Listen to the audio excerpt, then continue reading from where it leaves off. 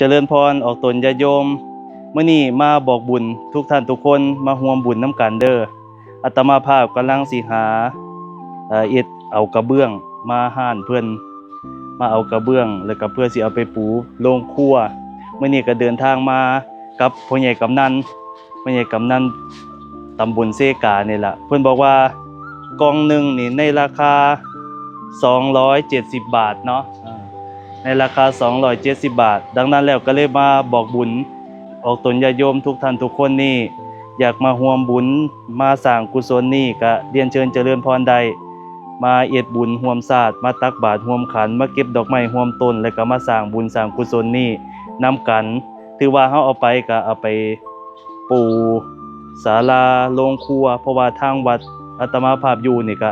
ยังบ่ทันมีโรงครัวอยู่มื้อนี้ก็เลยเดินทางมาเลือกกระเบื้องก็ถูกใจเป็นกระเบื้องนี่ล่ะ270บาทต่อกล่องหนึงดังนั้นผู้ใดอยากเป็นเจ้าภาพเจ้าศรัทธา1กล่องก็ได้หรือตามกำลังศรัทธาก็สามารถเรียนเชิญเจริญพรได้ตามหมายเลขบัญชีที่อาตมาได้ส่งภาพไปให้นี่ล่ะมาร่วมเอ็ดโรงครัวนำกันเด้อบางคนสิถามว่าอยู่ไส